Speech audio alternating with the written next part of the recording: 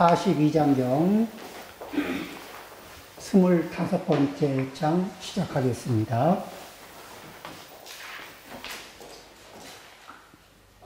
먼저 경문을 읽어보겠습니다. 부처님께서 말씀하셨다. 애욕이 사람에게 작용하고 있는 것이, 이 애욕은 눈을 통해서 작용하고, 귀를 통해서 작용하고, 코를 통해서 작용하고, 혀를 통해서 작용하고, 또 미각을 이렇게 촉각을, 그 다음에 마음으로도 뭐를 이렇게 완상을 하죠. 이렇게 여러 가지로 이 애욕이 작동합니다. 애욕이 사람에게 작용하고 있는 것이 마치 사람이 횃불을 들고 바람을 거슬러 가는 것과 같다. 그러면 반드시 손을 태우게 될 위험이 있게 된다. 자, 이제 여기에서 이 문장을 한번 보겠습니다. 불언, 부처님께서 말씀하셨다. 애욕 어인. 애욕이 사람에게, 이런 말인데, 요 말밖에 없어요. 그러니까 한문 문장으로만 보려면은 이럴 때 처음에 이제 좀 난감하죠. 말이 좀 빠졌으니까. 그런데 애욕과 사람의 관계에서, 그렇죠? 애욕이 사람에게서 뭐를 하죠? 작용하고 있는 것이. 애욕이라는 것이 사람에게 작용하고 있는 것이. 이런 감각이겠죠? 이 애욕이 사람에게 작용하고 있는 것이, 이렇게 읽어지는 거예요. 그러면은 그것은 마치 유여 이런 거는 비유컨대 이런 이렇게 얘기가 되는 거고요. 집거, 역풍, 횃불을 들고 바람을 거슬러서 가는 것과 유여 같다. 그러면 이제 횃불이 어떤 횃불이라고 상상을 하면 되냐면요. 지푸라기로 만든 횃불 있죠. 지푸라기로 만드는 횃불을 이제 위에다 불을 붙이고 바람을 거슬러서 이렇게 쭉 들고 가는 거예요. 그러면은 이게 바람을 맞은 불이 이게 굉장히 활성화되겠죠. 활성화되면서, 그런데 계속해서 이 횃불에 대한 집착이 있어요. 횃불에 대한 집착이 있으니까 놓을까 못 놓을까? 못 놔. 근데 횃불은 자꾸 타들어가면서 손으로 와요, 안 와요? 불이 오죠. 이게 이 불이 손에 가까이 올 때가 가장 놓기 어려운 때예요. 요 때가 인생에 제일 놓기 어렵거든. 조금만 더 있다, 조금만 더 있다. 놓긴 놔야 되는 조금만 더 있다, 조금만 더 있다, 조금만 더 있다, 이러고 있거든. 그러다 이제 손을 태우는.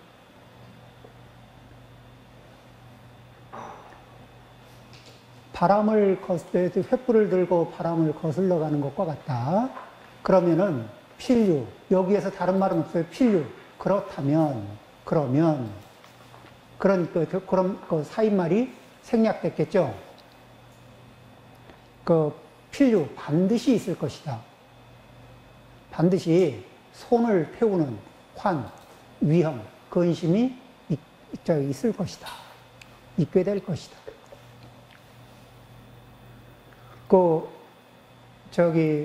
약주를 하시는 분이, 몸이 안 좋은 줄도 아는데, 약주를 하다가 딱 이 잔을 내려다 보면서 하시는 말씀이 있어요. 딱 이번 잔만. 그리고 이번 잔을 마시고 나면 그 잔이 비어 있을까요? 또 찰까? 딱 한 잔만 더. 그래서 약주를 잘하는 분한테 약주의 위험으로부터 벗어나는 길이 있습니다. 아무 때나 딱 어느 순간이든지 필요하다 싶을 때 딱 한 잔만 참으십시오. 한 병을 참는 것도 아니고 두 병을 참는 것도 아니고 딱 이 잔만 참으세요.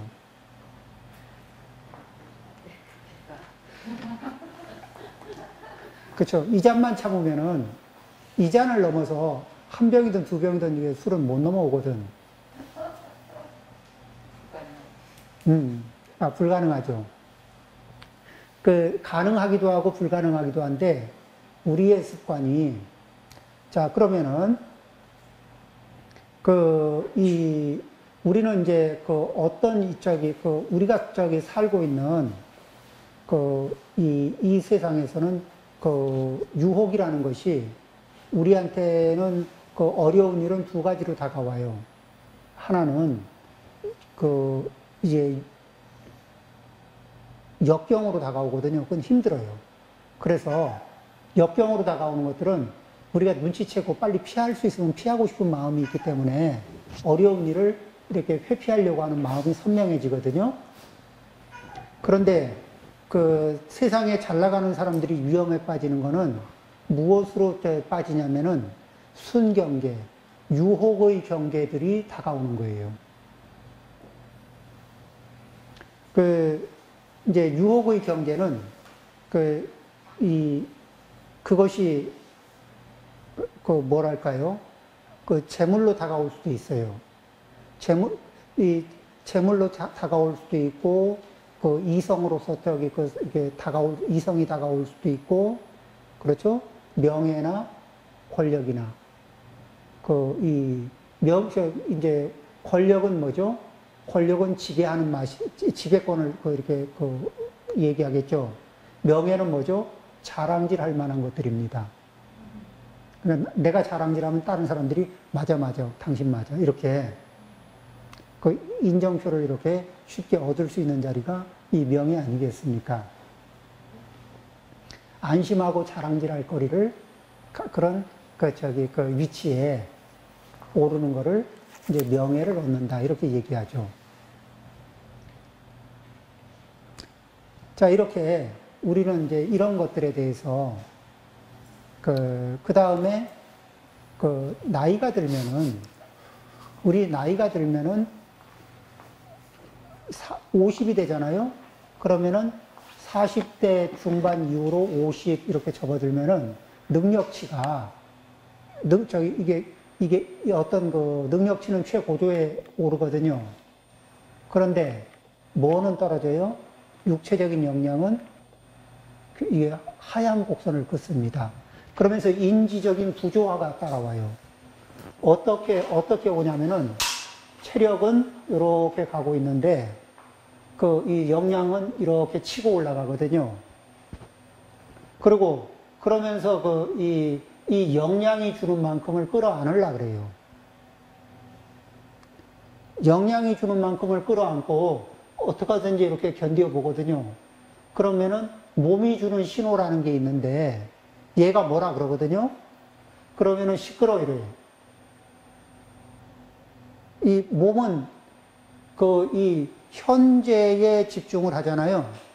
현재 이 순간에 이 몸이 하는 말을 들으면은 몸은 수시로 얘기합니다. 그러니까 어떤 분들이 병원에 갔습니다. 의사를 만났어요. 의사가 어떻게 오셨습니까? 아파서 왔죠. 어디가 아픕니까? 글쎄 그게 문제입니다. 아니 어디가 아픈지 정확하게 증세가 어떤지 그걸 설명하지 못하면서 병원에 의사를 인터뷰할 때가 많아요. 분명히 안 좋고 문제가 있는데 자 그럼 어깨가 아픕니다. 그래요? 그러면 어깨가 앞이 아픕니까? 옆이 아픕니까? 뒤가 아픕니까? 땡기면서 아픕니까? 아니면 무지근하게 아픕니까? 뭐 이건 물어보면 글쎄요 이게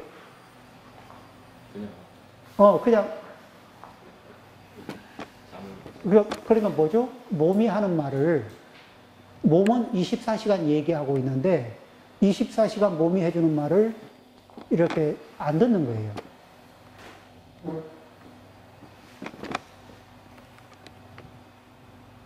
그리고는 이렇게 역량을 따라가다 보면은 이 역량을 발휘할 때 얻게 될 뭐들 그죠?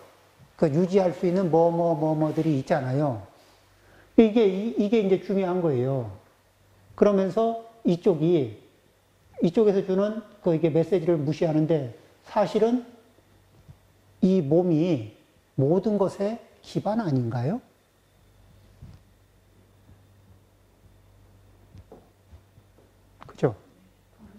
그러면은 다시 한번 얘기해 보죠.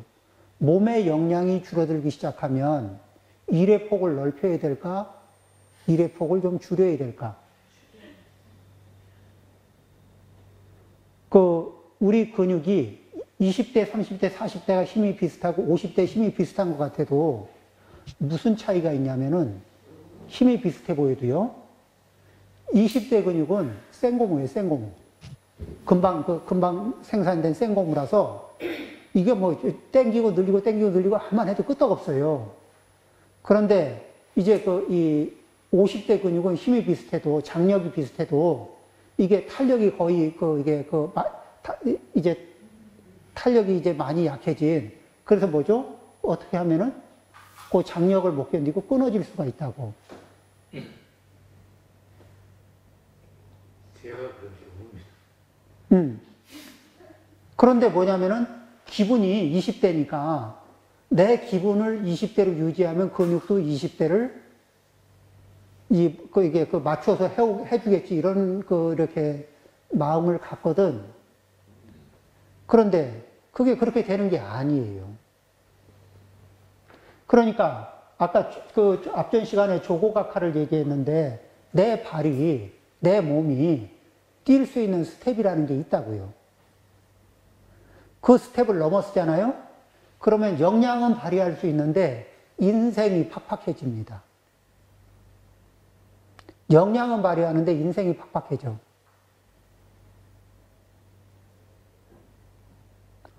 실제 그럴까 안 그럴까 한번 생각을 해보세요. 그거를 누구한테 물어봐요? 내 인생한테 물어보면 되죠. 그랬을 때, 안 그랬을 때, 내 인생에다 물어보면 알잖아. 윤택하기 위해서 선택한 길인데, 삶이 팍팍해진다고요.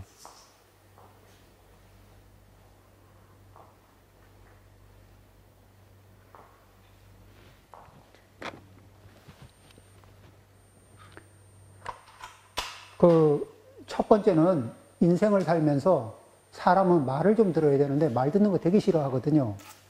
근데 누구 말을 잘 들어야 되냐면은 우리는 겁쟁이가 되자는 건 아닙니다. 그렇지만 몸이 하는 말을 좀 이렇게 들을 수 있으면 참 좋습니다.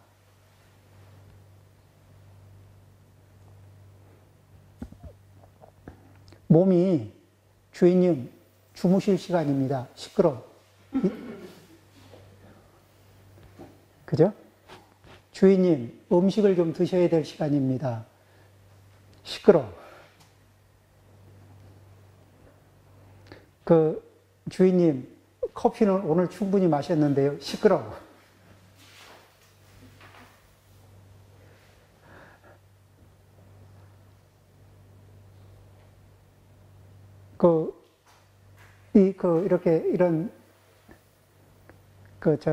이 몸이 계속 얘기하다가, 이제 몸이 해주는 말을 이렇게 시끄러워하고 무시하기 시작하잖아요.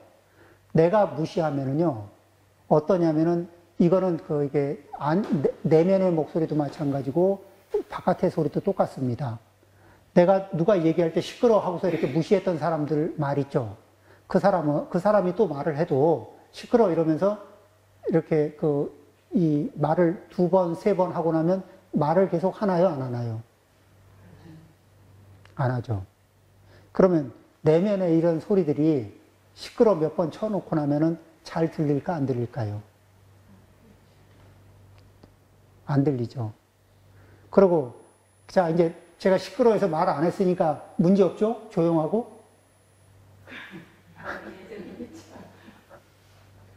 문제 없고, 문제 없나요? 괜찮나요? 아니면 문제는 여전히 발생되고 있나요? 문제는 진행되고 있어요. 다만 뭐죠? 자각 증세가 사라지는 거예요. 그러면 뭐죠? 마비 증세가 높아지는 겁니다. 이 마비 증세가 높아지는 거를 문제 없다. 이렇게 처리하면은 좀 곤란하지. 우리는 곤란한 거를 무릅써요. 용감하거든. 그럼 스님들 용맹정진 하실 때 음. 그 몸의 응답하고 신체의 응답하고 정반대지 않습니까? 아, 용맹정진이요. 용맹정진 할 때, 이렇게, 우리의 에너지가요. 사람들은 에너지를, 이제 밥을 먹고 에너지를 만들지 않습니까? 그러면은 그렇게 만들어지는 에너지를 가지고 쓸 때,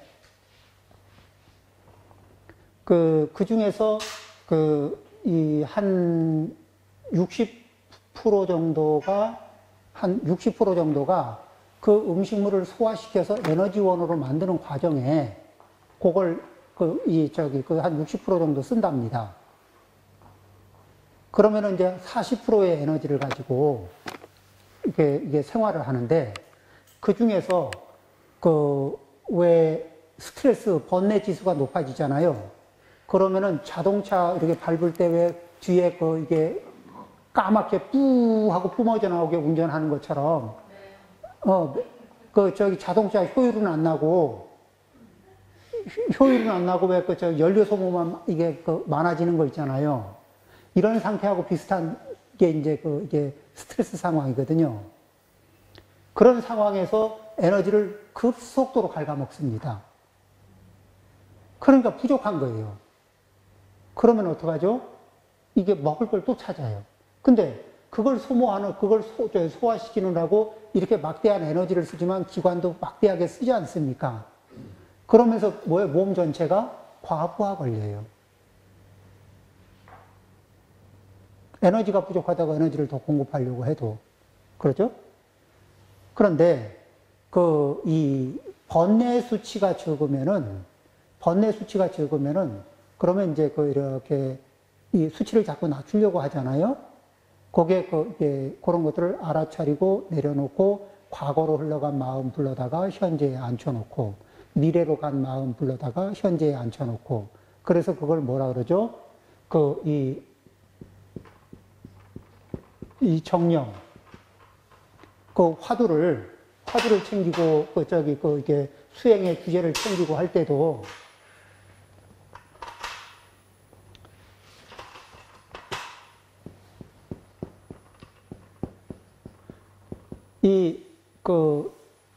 기억해서 딱 띄우고, 화두도 기억을 해야, 불러와야 있고, 명상 주제도 불러와서 이게 현재 이 순간에서 흩어지지 않게 정확하게 챙기는 거거든요.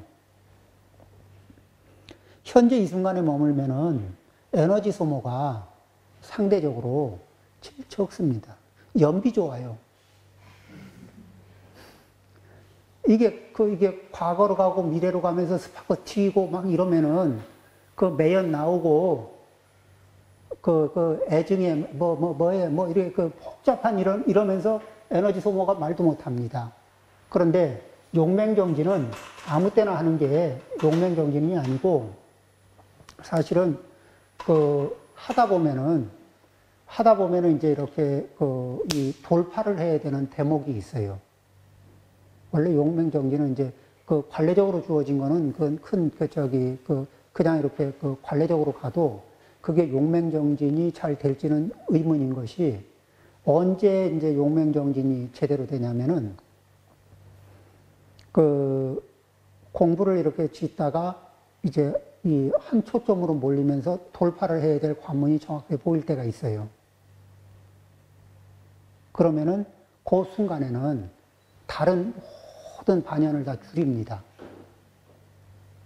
그러면은 일체의 반연을 줄인다는 건 뭐죠? 에너지원이 셀 수 있는 데를 전부 다 차단하고 초점을 한 데로 모아서 거기에서 이 집중을 하는데 7일 용맹 정진이 아니라 용맹 한 초점에 몰아서 하다 보니까 일주일이 갈 수도 있는 거죠.